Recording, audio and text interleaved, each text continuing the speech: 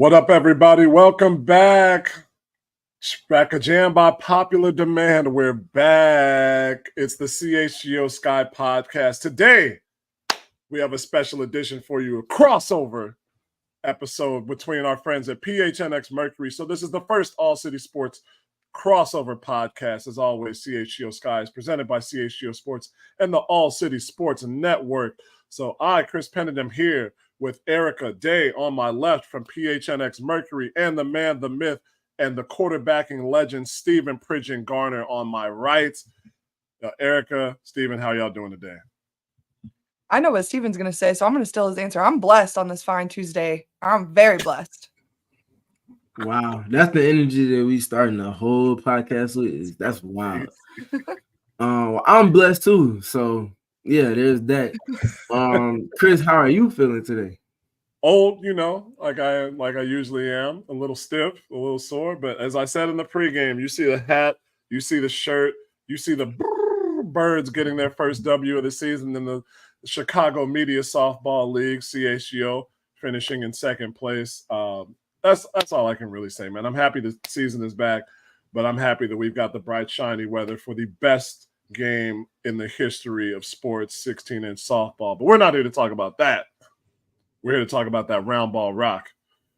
And I want to get us in first with the Olympics. But first of all, thank you to everybody who's joining us in the show today in the chat. We've got our man French Bulls. We got David Veenstra in the chat with us. So please hit up the like for yourself, for us, for your family, for your friends, for the game of basketball, for Erika, for Steven, for our producer Joey on the boards today, for everybody. Let's talk about these Olympics, man. The United States had a absolute barn burner of a game on Sunday with France. And it literally came down to the final shot. And the U.S. came out with a 1-point win and secured the gold medal, still undefeated in the Olympics since 1992. Erika, you're on my left, and I'm left-handed, so I'm going to start with you. What were your thoughts on the game? I mean, first of all, shout out to Breanna Stewart for being in the know on where Gabby Williams' foot was on that final shot and staring at it, because quite frankly, I was not sure and my heart was on the ground. And I'm like, please, can we not go to overtime? No free basketball on this fine Sunday morning. Oh my goodness. But that being said, like, it was a very competitive game, and that's all you can really ask for in the final matchup of the Olympics in its totality. We got to see the best of the best from the WNBA step out.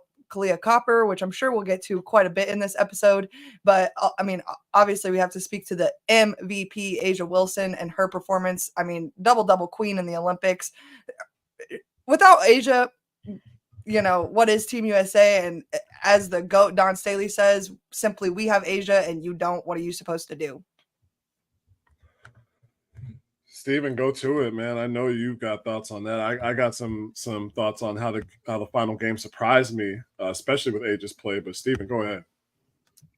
Yeah, for me, I mean, Erika can attest as much as anybody else. I've just been speaking to their ability to just figure it out on a game-by-game basis. Teams are throwing different looks at them. Some teams pressuring full court like Japan. Some teams switching a whole lot more and being able to be active while also picking up close to full court, if not 3/4 court, like the French national team was able to do. And then inversely, the way that France was able to just play at their pace and at their tempo the whole game. And for Team USA to have to figure out defensively, how can we speed them up? Because if we play this game on their terms, in terms of the pace of play for the entire game, might see it switched and they might have lost that game by 1 point. So the fact that they were cycling through a little bit of switching here, flipping matchups on Gabby Williams and obviously Marine Johannes as well, which is where Jackie Young and Kahleah Copper came in as clutch as anything, in addition to Nafisa Collier. Just kind of looking at them, figuring out how to pick up moments where they can speed the opponents up defensively and then obviously allow for their deflections and activity defensively.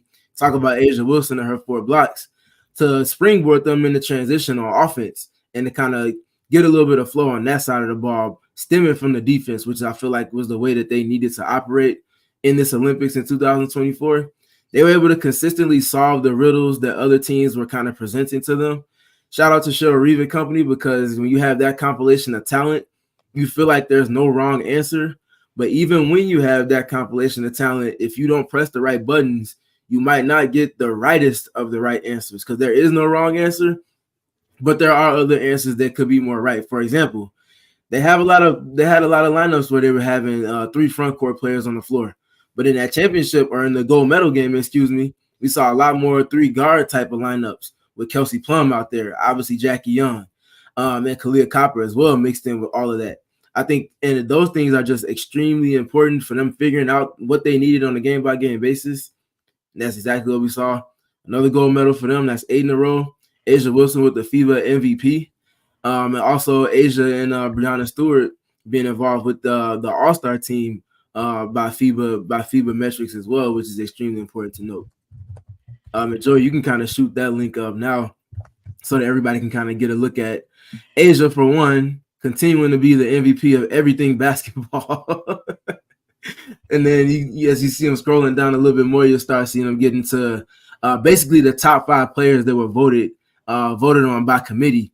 As you can see, Alana Smith and Emma Meeseman, in addition to Gabby Williams, joining Breanna Stewart and A'ja Wilson in that All-Star 5.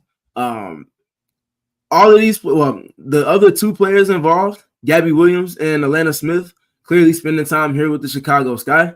So the fact that, former players of this franchise that we're covering on ALLCITY Network for are consistently involved in an elite level, it just speaks to the level of talent that's gone and come, and now that's here now as well. There's a precedent that comes with it. No, we're fully in the Teresa Weatherspoon era, but I want to take a moment to reflect on James Wade's ability to recruit and bring talent together.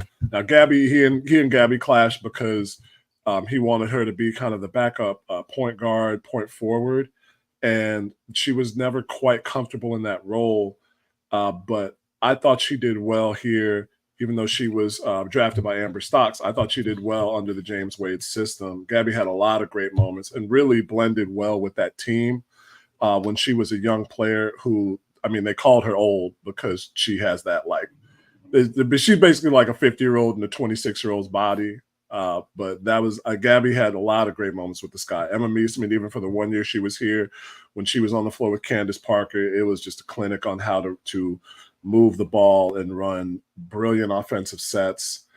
And of course, what we saw with Alana Smith last year, Big Lan, the LAN party. She earned every bit of that contract she got in the offseason from Minnesota. And I know we're talking about the France game. That's honestly why I thought the Australia game would be a bit closer when they played the U.S. But A'ja Wilson firmly deserved that MVP award that she got. And I think when you talk about Cheryl Reeves lineups, Stephen, we talked about it on the last show. The U.S. was able to start off games, and for a few games they would find themselves facing a first quarter deficit. Some of that just owing to the fact that Chelsea Gray's still kind of working her way back from that early season injury that she had in domestic play. And then they could bring Alyssa Thomas off the bench and pair her with, or I guess in a trio with Stewie or with A'ja Wilson, Jackie Young if you wanted. And then you have this just monstrous team that can press in the half court, get turnovers, get out on the breaks.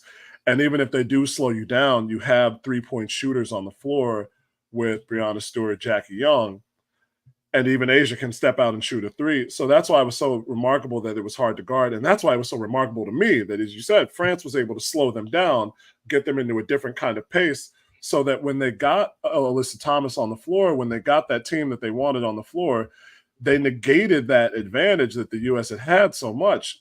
And A'ja Wilson really worked her ass off to make sure that she dominated the boards along with Napheesa Collier, because I thought if you just have, say, Fee and insert big here, Ileana Rupert was really, really making it tough for the U.S. to collect defensive rebounds. And even Layla Lakin, she didn't have any boards in there, but when you have a player of her talent at 5'11", she's on draft boards for this upcoming season. She's going to be in there. And Gabby Williams, who had 7 rebounds of her own, 6 on the offensive end. So that's why, for me, A'ja was MVP of this. Not because of her play in the pool play and the earlier games in the knockout stage. We know what she could do against those players. When the crunch time came, she put her nose in the shark pit in the middle of the lane and said, we are getting these rebounds because we absolutely have to have them. 21-13 in the gold medal game against a team like France, that's MVP play. I mean, you said a whole lot of it. Asia, she's just a handful, and you can't take her impact away from a game. France did a good job, though. They definitely got some help from the whistle that was involved in that game, in the gold medal game. They did a good job disrupting the rhythm, figuring out what level of physicality that they would be allowing and playing to that and using it as an advantage to kind of try to take some of the rhythm, like I said, away from A'ja Wilson and her touches around the basket. That being said, even with the gold medal game where she didn't have her most efficient game, which is a standard for her, getting 20-plus points on extremely efficient shooting numbers, for Olympic play in 6 games, 27.3 minutes, 18.7 points per game, top 3, 10.2 rebounds per game, second. She led all of Olympic play in blocks per game at 2.7. And she also had 1.5 steals in addition to that 2.7 blocks. So that activity, and also lapped 2 times Alana Smith and Emma Meeseman for double-doubles with 4, and completely lapped the rest of the field. She's just checking off all the boxes. You need block shots? She got it. You need her to switch out on the perimeter and guard Gabby Williams for a couple dribbles late in the shot clock? No problem. I'll block that shot, get us in transition. You need me to score on the block? I can do that. You need me to guard Emma Meeseman? I can do that as well. It's not the easiest of things, especially the way the Belgian national team plays through her. But she can do that. She's quite literally limitless. The mid-range pull-ups, all Olympic play was ridiculous. Her efficiency and just ability to sustain it's second to none. She's by far the best player in the W, and she's still not even at the peak of her powers, because I think she has an extreme lift coming in the next couple of seasons in volume from 3. And when she starts to not only just take and make threes, but do it on a higher volume and clip, which she's certainly capable of, which we've already seen at moments this season, wrap it up, man. Wrap it up. The MVP award is always going to have her name on it. That's what I was just about to say. The ceiling with Asia is higher than any other player in the W, in my opinion, right now. She has just as much room for growth as everyone else, but is already better than everyone else. So how can you compete with that level of talent? I mean, it's really impossible. The Aces really have an unfair advantage comparatively to everyone else, considering, like I said, they have Asia and we don't. I mean, you're right. I know you're right. We've seen probably the widest cracks that we've seen from them in a couple of years this season. And again, some of that was for Chelsea Gray's injury. But when you always have that big joker in your back pocket that is A'ja Wilson, she stayed relatively healthy, kind of like what you see from Bron in the NBA. She stays fairly healthy on a regular basis. So you can pencil in A'ja Wilson for 36 to 38 games a season. That makes things so easy much easier, I'll say. It makes it much easier for Becky Hammond and the coaching staff. And it makes it much easier for Cheryl Reeve and the United States coaching staff.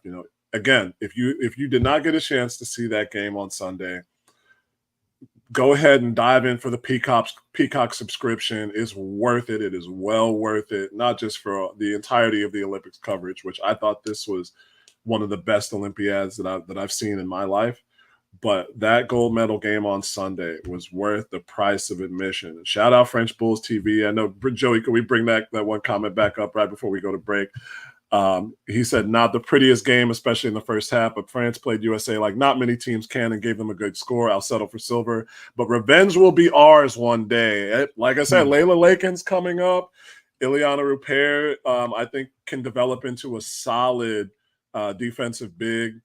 And they'll still have Gabby Williams. Gabby Williams is, she's only 52 in her mind. She's still young on the court. We got a lot more to go with. I just want to know real quick. 7.8 million viewers for the gold medal game, and that game peaked at 10.9 million views for the final half hour for a Sunday morning game. Just let that kind of resonate with you, give you a microcosm of where women's basketball in general is headed on the international level. We're going to talk about that and more, plus the return to domestic play. That's right, the WNBA is back, baby. And now that it is back and we are into almost the dog days of August, there's sometimes where the competition and the conversation around it heats up. And those are the moments where you need to lay back and choose chill with an ice cold, refreshing Coors Light. The Sky are playing the Mercury. You saw Erika come in right at the top with the hotness, with the spiciness, talking about the loss of Kahleah Copper. And in those moments, before you say, before you get at it, you need to lay back and choose chill, whether you're at Wintrust Arena, whether you're sitting on the couch watching the game, whether you're out with the friends at one of the many fine establishments in this city or in Phoenix watching the game. Lay back, choose chill when the mountains turn blue. It's as cold as the Colorado Rockies. Cold lager, cold filtered, and cold packaged for a smoother finish. When you see LL Cool J screaming out the silver bullet, that's when you know it's time to pick up a Coors Light and make the most out of the times when you choose to get that Coors Light by getting it delivered straight to your door with Instacart by going to CoorsLight.com/CHGO Dunk. Again, that's CoorsLight.com/CHGO Dunk. So celebrate responsibly this summer and all year long. Coors Brewing Company, Golden, Colorado. And of course, my favorite read of the entire show, it's time for the season to get back out into the sunshine, hit the beach, hit the streets, hit the arena with Shady Rays. The shades built to last, recommended 5 stars by over 300,000 people. And of course, the shades that are durable, stylish, come in so many colors, whether you want them in that Phoenix orange and purple, whether you want them in that Chicago blue and gold, they probably got the style for you. And they won't break the bank. That's why I love to wear my Shady Rays, whether I'm out on the softball field, whether I'm out on the bus, whether I'm out at the beach, whether I'm going to the function. I love to bring them out there. So if you ever lose them, if they ever break, every pair is backed by lost or broken replacements. And if you don't like them, you can exchange them or return them worry-free within 30 days. That's why we are giving you this deal right now, the best deal of the season. Head to ShadyRays.com and use the code CHGO for 35% off your polarized sunglasses. That's right, 35% off polarized sunglasses. So once again, try for yourself the shades rated 5 stars by over 300,000 people. Shady Rays, proud sponsor of CHGO Sky. I like that comment from Kia Love Sports. Shout out Marquita Wiggins in the chat with us. Even an okay game by Asia is insanely better than everyone else. And it's true. Like, she was 6 for 14 on Sunday, which is slightly below 50%. And I think 2 for 7 from deep. But I keep coming back to that. 13 boards. In the international game, it's changed somewhat. Sorry, she was 9 for 12 from the free throw line. That's what it was. When the international game is just different. I think people got a feel for that watching these Olympics, even if they haven't watched a lot of FIBA or if they pretty much just watch WNBA ball. But there's a little bit difference the way teams play still. There's a little bit difference in the whistle you get, as Stephen, you mentioned, as Erika, I know you were in the comments last week talking about for 5-on-5 and 3-on-3. So to get those 13 boards and stay in the game, I think that's the most important thing. Asia only came out with 2 personal fouls. That's high quality, high IQ basketball. Yeah, absolutely. I mean, and back to the comment, an okay game by Asia being better than everyone else. She borderline failed the eye test on Sunday, but when you look at the stats comparatively, listen, I know, but what you have to think back to the Asia that we've been seeing throughout the last 2-3 seasons of WNBA play. I think, again, like, she didn't play to the level we're used to seeing her play at, but when that is insanely better than everyone else, how are you supposed to compete with that? And I'm really not looking forward to how the Phoenix Mercury have to face the Las Vegas Aces yet again in this little post-Olympic break. And I'm not looking forward to that. It'll be okay. No, for sure. I think when speaking to Asia, you can't, like, her box score stats are always loud. Like, they just inevitably are loud. But when you kind of take the lens off of trying to check to see, okay, how many points did she score? How many rebounds has she grabbed? How many block shots has she compiled over a game or steals? And you just kind of watch her operate. It's the mental side of things for me with her that really consistently stands out. A'ja is a player that just adapts and not adapt after a film session and going into the next game, because guess what? After a gold medal game, there is no next game until 4 years from that date. So you have to adjust in real time. It's adapt or die at that point, especially on the Olympic stage. You're representing your country, and past just your country, when you have the reputation and the culture that's preceded you with USA Olympic women's basketball, 7 gold medals in a row prior to Sunday, there's a different type of pressure and urgency you have to play with. And I'm speaking to all of that because we talked about her having a tough whistle all Olympic play.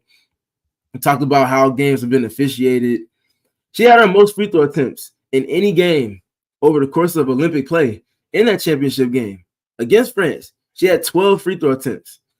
Prior to that, she almost didn't even get to 12 in all of Olympic play. She had 6 against Japan, 6 against Belgium, 6 against Germany, and then 2 against the Nigerian national team.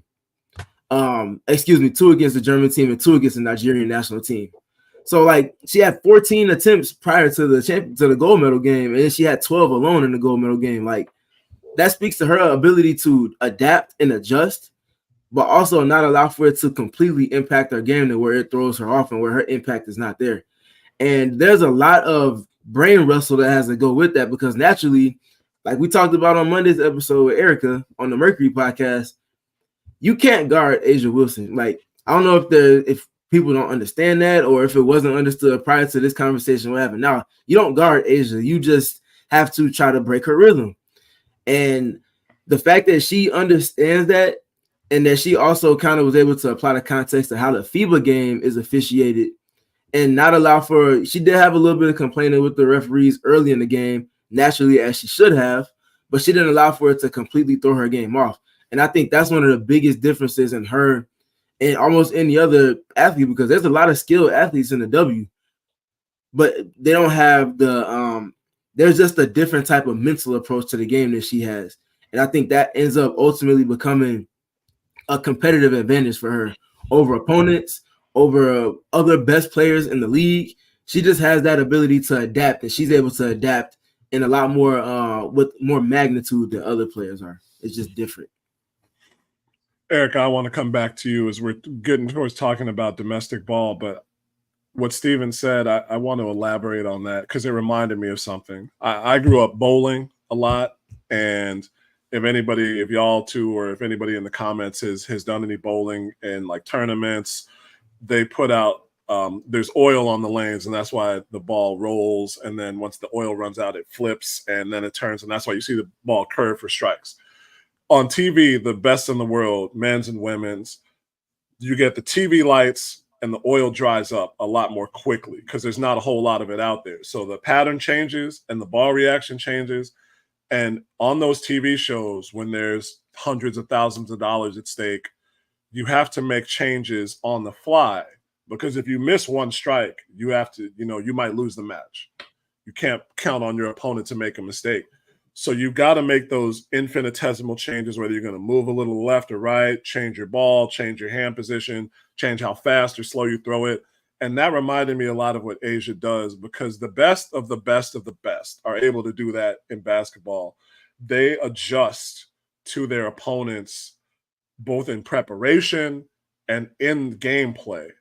The famous story about Bean, when he found out that Shane Battier was watching his tape to find holes in his game, he studied, Shane's tapes and added little wrinkles off of things that he was already doing to make it harder, like this back and forth chess match. And A'ja is that type of player.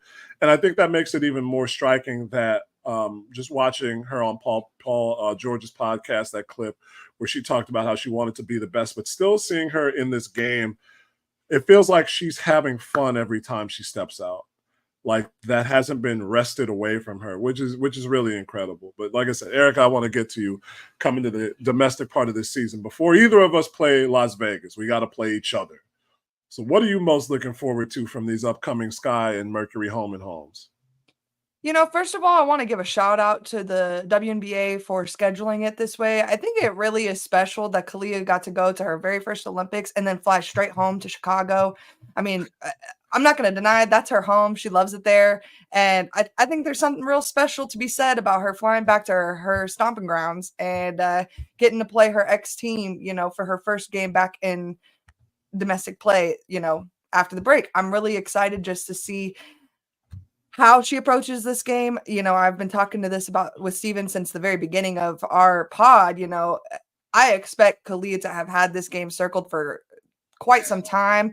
And so I expect a big one from Big Ka. And I'm excited to see what Teresa's plan for Kahleah is and to stop her. But also at the same very big token, I'm also very on the edge of my seat to see how Nate Tibbetts plans on stopping Angel Reese from getting a million gajillion offensive rebounds. Because quite frankly, this has been a consistent issue for the Phoenix Mercury of not closing out plays on the defensive end. We've talked about it ad nauseum. People are probably tired of hearing me complain about offensive rebounds at this point. That being said, though, Stephen and I have also discussed that's how you close out a defensive possession. So I'm interested to see, some positioning. And also, that being said, also the starting lineups for both teams. There's been a little bit of movement on the Sky, but also there's been an injury on the Phoenix Mercury with Beck Allen. And so, we're all with a big little question mark as to what exactly we're going to see from these two starting lineups on Thursday. Well said. Well said. I would like to start by posing a question to everyone on the show. 23.2 points per game. Do you all know who's second in the W in scoring this season? I already know you don't want me to cheat. I mean, it's got to be Don't do Copper, right? That's my guess. Correct. Yes. Kalia Copper. Last season, we talked about it plenty, Chris. She added that third level of scoring. She consistently got to the free throw line.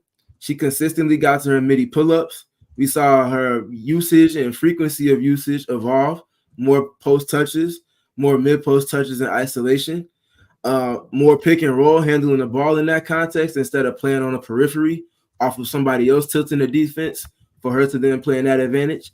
She evolved last season from being a player that kind of split more 50-50 in 2022, playing off of advantages others created and then creating for herself and for others, to in 2023 being a whole lot more of a primary creator.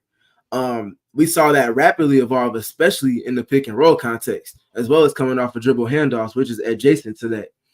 2024 with Nate Tibbetts, we're seeing her do all of those things on a high usage, on a very extremely efficient clip, both in playmaking and in scoring.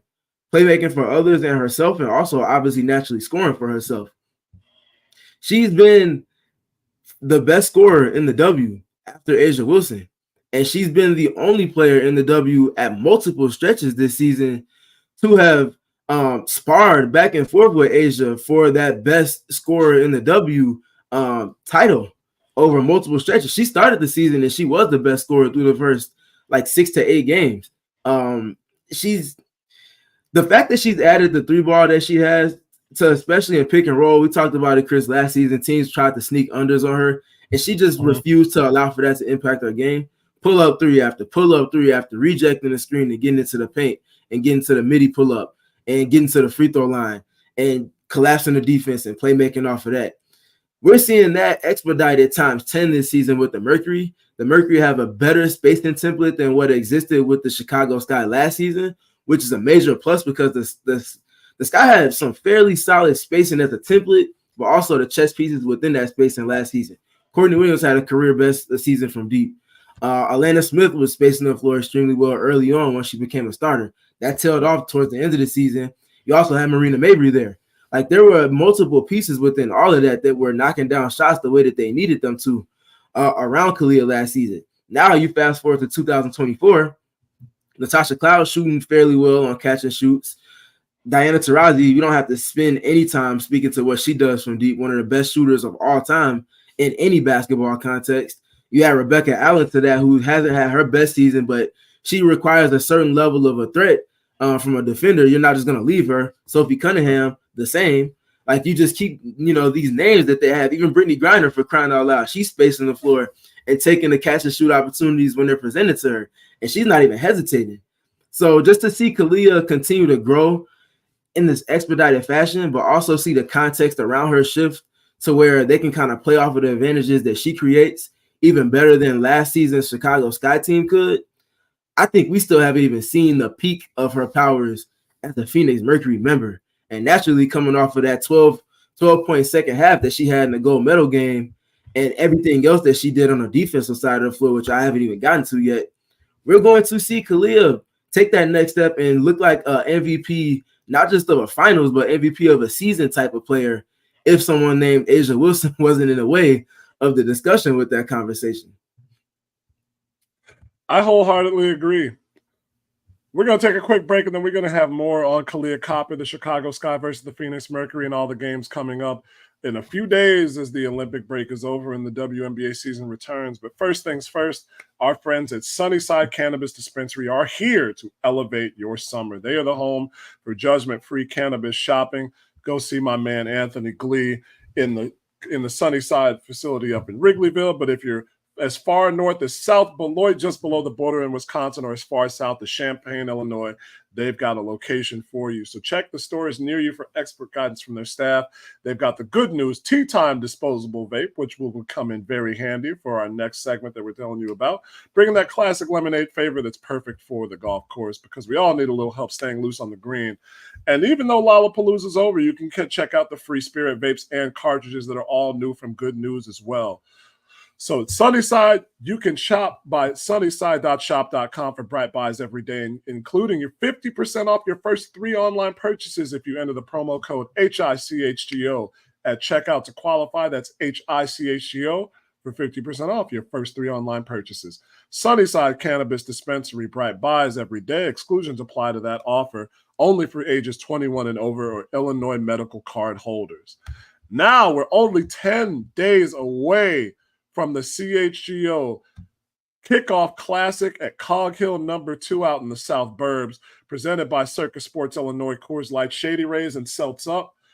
Individual, twosome, or foursome signups are available, and the package includes 18 holes on a golf cart, gifts on the tee for every player, limited edition CHGO pins and Aces golf polo available for purchase, giveaways and prizes for winning teams in the on-course contest. Hang with your favorite CHGO personalities. I know Stephen and myself won't be able to make it, but you can hang with your second favorite CHGO personalities because they'll be out there.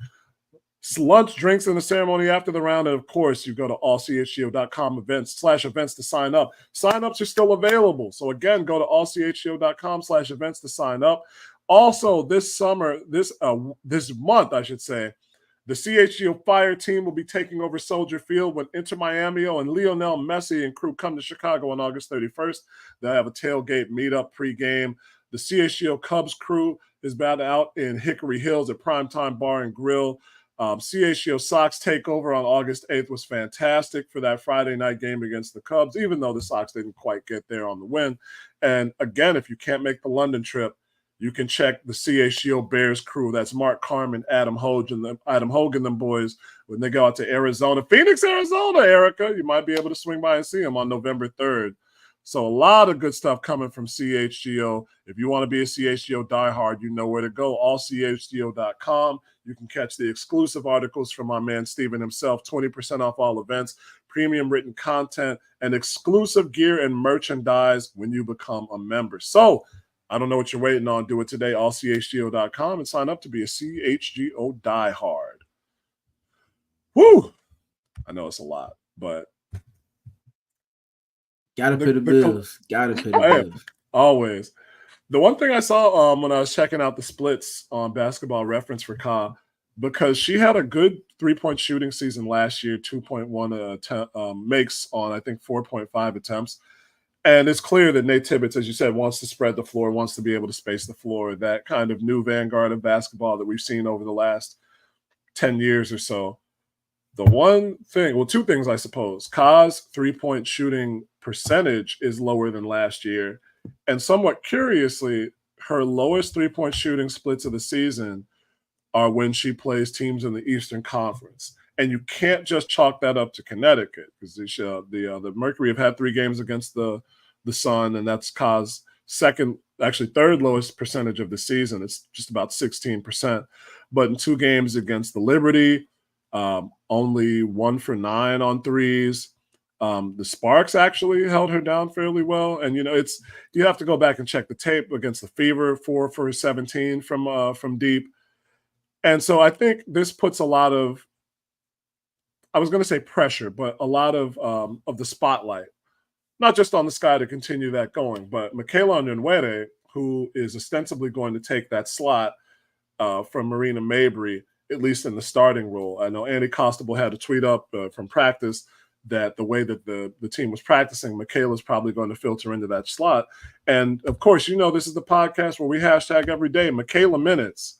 So we're going to see, I think, Michaela Onyenwere have the primary task of slowing down Kahleah Copper, whether that's on penetration or whether that's on perimeter shooting. Erika, what are you thinking on that? I'm thinking that you're right about Miss Pac-12, Michaela Onyenwere. Okay, listen, may she rest. But yeah, I think you're right. I've seen Michaela's defense up close and personal many a times, and it is no joke. And I think if anyone on the Sky could prohibit Kahleah from doing what Kahleah does, it would be her. Stephen, what are you thinking, man? Yeah, that's it. We've lamented the numbers that are Michaela Onyenwere and her impact when she's on the court, especially with the starting group defensively versus when she's not. That she just unlocks everything that they need from the wing position in particular defensively because of her versatility. And within all of that versatility is also her being able to guard players the likes of Erika Ogunbowale or Kahleah Copper in this instance that we're speaking to now. And speaking to Kahleah and Michaela, I don't think there's a better player on the Chicago Sky presently that's best to be tasked with the matchup that is Kahleah. I think that Diamond DeShields has had a fairly underrated season on the defensive end of the floor. And that says a lot because she's still not even back to being 100% Diamond. So the fact that she's been so impactful defensively, whether she's been starting or over the last handful of games, been in a reserve role, kind of allows for the Sky to, when Michaela does check out, she doesn't have to be matched minute for minute with Kahleah because you can depend on Diamond. She's a different stature, a different type of defender, but she still knows how to be impactful. We highlighted earlier this season the defense that Diamond played on Jewel Lloyd. And this was at a moment where Jewel Lloyd was at the peak of her powers in terms of scoring.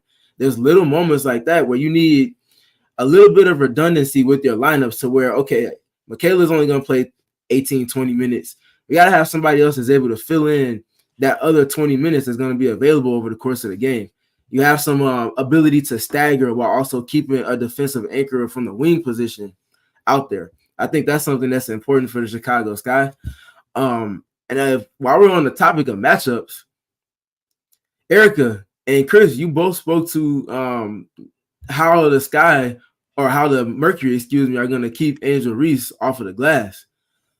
First thing I'm going to speak to, Erika should know where I'm going. If not, she'll quickly hop onto it and understand my train of thought. One thing I'll consistently tap the sign on all season, Natasha Cloud is an all WNBA defender. Whether you say first team or second team is up for debate, especially with the teams being positionless now. She'll more than likely end up on the second team, but she's more than deserving of being on the first team because of the matchup difficulty she's taken on this season. Natasha Cloud's been one of the best guard defenders her entire career. She hasn't spent that much time guarding guards this season. So just kind of run down the laundry list of players that she spent time guarding this season. Tina Charles, Cheyenne Parker-Tyus, Natasha Howard, De'Erica Hamby, Aaliyah Boston, Asia Wilson, Alyssa Thomas, Brianna Stewart. These are the type of crop of players that she's consistently been guarding this season. She hasn't been guarding guards as consistently unless it comes after insert player that I just mentioned a couple of seconds ago here set a screen. So now she's keeping their defensive shell intact and adding to their versatility with her ability to switch impactfully. But also, most teams have tried to test the waters and posting up Natasha Cloud. And players have not had as much fun as you might think they would in process, considering the stature differential that we're speaking to. She just has a level of understanding of how to defend extremely well in the post without fouling. She's going to be the person that gets the primary matchup with Angel Reese, but I don't think it's going to be that mano-a-mano type of matchup the entire game, because also in alignment with the Phoenix Mercury, as Erika should also know where I'm going, they spend a lot of time playing 2-3 zone. Last time I checked, they spent the most time in the league in terms of a possession basis where they've been in 2-3. Sometimes it's mixed in after timeouts to kind of take away an initial after timeout play call from an opposing team, but they also use it to break the rhythm of opponents after they score, after the Mercury score, to get back and get their defense set and just kind of steal back the momentum of a game. That's going to be important because, Chris, as we've spoken to multiple times, and I've mentioned it, more teams are going to try to throw zone at the Chicago Sky because of the lack of three-point shooting. We've talked about them being near the low of the league in terms of efficiency, but also on volume being last or second to last. Nate Tibbetts, I can put my money on it, is going to bet on the Chicago Sky having to take and make threes for them to beat them in this game. And that's just the chess that's going to come within it. So it's not going to be Angel having a typical matchup that she's used to, but it's also not going to be her matching up against the defense that she's typically accustomed to going up against as well. So I'm just going to be kind of curious to watch the chess involved with that game in terms of the matchups, but also schemes in terms of defenses thrown at each other. You know, I'm curious, did the Chicago Sky foresee that being Nate Tibbetts' plan? And is that why they signed Rachel Bannum? Because Rachel Bannum did have her record career threes in a game versus the Phoenix Mercury. So all I'm saying is we could see it twice with two different teams in one season. That would be one of those things at trivia that would come up, like who scored their career high against the same team with two different teams in the season. I won't go too far. I don't think that would be a level of pettiness that I don't know if Jeff has for Nate or Nick Uren. But it's a solid get. I still am not changing my mind on what we talked about, Stephen, after the trade, of where the Sky were heading with the additions that they made, Mo Jefferson and Rachel Bannum. They both provide some perimeter play that you're trying to fill in with without Marina Mabry, but I don't think they necessarily move the needle, equate to moving the needle as much as Marina would, especially in that type of situation, that type of scenario. Just looking at the last game that Phoenix had before the break, Julie Van Loo was 5 for 12 from deep with the Mystics and a 9-point win. Shatori Walker-Kimbrough was 3 for 6. Michaela Onyenwere is the only player that I can think of off the top of my head who could probably replicate similar numbers to what Shatori had in that game, 15 points on 9 overall shots. You could get some time from Mo Jefferson and Rachel Bannum, but it's going to be a good challenge for the Sky coming out of the break, because you not only have to work to score points in that type of scenario, really be thoughtful with your pick and rolls, with your screenplay, and understanding that you have to put the players out by the perimeter who can hit those threes that the defense has to respect, but also making sure that if the Mercury want to play up and down and try and wear the Sky out, because the Sky like to play up and down, they get back and guard that they don't lose players in transition, and that they're able to stand up to the physicality that they're going to bring. I know that we haven't talked about Natasha Mack as much, but one, I'm happy that she's back in the W on a full-time role, and two, I think that she's played her role especially well. Kind of what the Aces like to do with Kia Stokes, just have her in there as a rebounder, just get the boards, find the guards, get the ball back up the floor. And, 4.9 rebounds in about 16 minutes on the floor per night for a bench player, real solid. So these are all things that the Sky are going to have to contend with come Thursday night. And one thing about the Mack truck that you did not mention is she can also block a shot, okay? Oh, yeah. Yep. Mm-hmm. My girl is a swift on the defense, and it's been fun to watch this year. Just like you, I'm very happy she found a permanent roster spot. Yeah, she sharpened her game after that. After coming in with the Sky, she sharpened her game overseas, and it reminds me a bit of what Megan Gustafson, the transition she had to go through coming from college.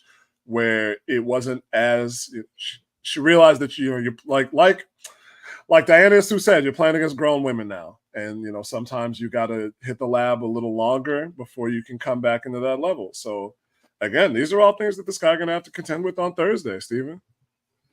Yes, and speaking to things that both teams are going to have to contend with, I'll let this kind of be a segue to something that I wanted to speak to. I got another question for y'all. So since June 16th, there's a player that's averaging 21.4 points per game, which ranks 4th in the W. There's only 17 players averaging north of 17 points per game in that window, and she's at 51.7%, which is 5th in that particular group. Do y'all have an idea who I might be speaking to with that? Are we allowed to cheat on this one or not? No, don't ask me about cheating. Is it an open book test or not? No, it's not open book. It's off the top. It's freestyles. We Lil Wayne in this one. Go for it, Erika. Can I just ask one question so I can know? No. Oh, hey, this dude is a Damn. terrible teacher. I man. know. I provided more than enough context. I would have walked out of class already. Yo, And for I real. don't want to guess. I don't want to guess because I don't like being wrong. You know that. Chris? I'll throw Kennedy Carter out there. That's what I think. Yes. Okay. Thank you. It wasn't as hard as y'all thought it was. It Hey, wasn't as hard as y'all two-time thought it was. Jeopardy participant. This is true. This is very true. Very true. Point being, first of all, I have a Kennedy Carter piece that will be up at some point this early afternoon/evening. So you can definitely check that out on the allchgo.com site. It's going to be a fun dive into just the numbers and providing context to why she's been so effective and elite since becoming a starter and just generally the entire season. But yes, Kennedy Carter has been a top 5 guard in the WNBA this season, while also playing a whole lot less minutes than any other 4 guards that you might want to lump into that top 5. You don't replace Kalia Copper. That's just impossible. You can replicate Kahleah, and that's what the Chicago Sky have done in pivoting to Kennedy Carter, and Kennedy Carter ultimately assuming the role of best player and quite literally being that player on impact and on how much the team relies on her offensively. I dove into, like I said, all of the intricacies and all of that fun stuff with Kennedy and how she's assumed that role of being an answer for every question that the Chicago Sky have had, whether that be with lineups, whether that be with how they want to close games, whether that be with them trying to figure out what their identity is going to be on offense.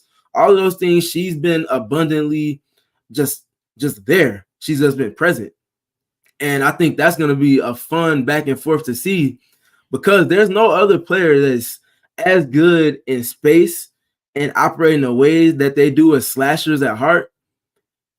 The redundancy between Kalia Copper and Kennedy Carter it's special. And I honestly see flashes out of Kennedy in the ways that she goes about operating on the floor that reminds me of Kahleah in 2020 and 2021 before she added the 3-ball to her game on consistency. It's just like it looks just the same. It looks the same. They finish at the basket as well as any other guard or any other player in that W that's not a front court player. And honestly, on points per game from the paint, those 2 players are right there lumped in with the Asia Wilsons, with the any other front court player that you might want to name that's scoring consistently in the paint. And that just speaks to just how prolific those 2 types of guards are in terms of their archetype. And if Kennedy continues on the trajectory that she's on, she adds the 3-ball and they allow for her to play more in pick and roll. I can see her ascending, not unlike Kalia Copper did just a few seasons ago as a member of the Chicago Sky. Erika, what you got for us as we're coming to the close of our show? To just speak on Kennedy a little bit, there's been no player to me that's been more fun to watch and impressive off the dribble as Kennedy Carter has been this entire season. She's exploded. I mean, truly, like, if you weren't familiar with her game, you certainly are now. She, as not to reiterate everything that Stephen just says, but her ability to drive to the hoop has been absolutely so phenomenal for the Sky and detrimental to every team. Every team that's lost against the Sky, Kennedy Carter has been detrimental to them. I'm sure they all have nightmares about Ken. Okay, like the Ken and Barbie nightmares do not end anytime soon either. I think they're here to stay, and it's been a lot of fun to watch. I'm really excited for this matchup. I think we're really lucky and blessed to be able to watch it so many times so quickly, back to back to back. Stephen heard me complain a lot about watching the Dallas Wings back to back to back last year, earlier this season. And while I had so much fun with that, I'm excited for a little vibe change and to see some young new faces and some rookies in the Footprint Center. Definitely that. It's going to be a fun start to the Chicago Sky schedule. They've got open with the Phoenix Mercury at home in Wintrust Arena this Thursday evening at 7 p.m. before traveling to Los Angeles on Saturday to take on the Sparks. And then an afternoon contest, as Erika said, in the Footprint Center against those same Phoenix Mercury on Sunday. Kalia Copper will be back in the building. So Sky fans, go out and get your tickets before that price goes up to see the hometown hero come back to her second home. You know, Philly is still the landing spot for Cobb, but she put in so much time and effort here in Chicago that his fans love her, and I know that she still has a soft spot for them. It's going to be a barn burner, a blockbuster, a slobber knocker deluxe, and I for one can't wait for it. And, you know, it's not just that that's going to be coming back around again. You're going to catch us next Monday night, this time in Erika stomping grounds in the PHNX Mercury show. We'll be doing the second part of our crossover, this time hosted by Erika Lee Day, and of course myself guesting in with her running buddy Stephen Pridgeon Garner, who, if you don't know, has been pulling double duty all season long. So you can not only check out Stephen's work on All CHGO, but check out his writings on the Mercury at allphnx.com as well. Stephen, I know you talked about the Kennedy piece you got in the hopper, so please check that out online. Anything else you got coming out? Yeah, I'm going to be kind of diving into everything Rachel Benham, Mo Jeff, and Michaela Onyenwere as a starter.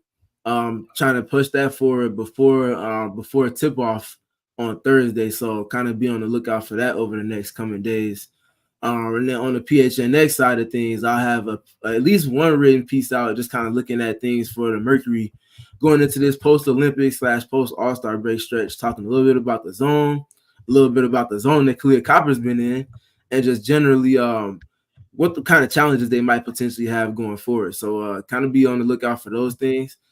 Whole lot of fun to get into with both of these teams vying for playoff position down this home stretch. So tap in with us, tap in with me, and let's continue to make this discourse space on the W side of things what it should be, because there's too much great basketball happening between the lines to allow for things external to that to impact the way that things are being spoken to. I appreciate these great players. Such an abundance of talent in the league at this moment, and it's only going to rise going forward.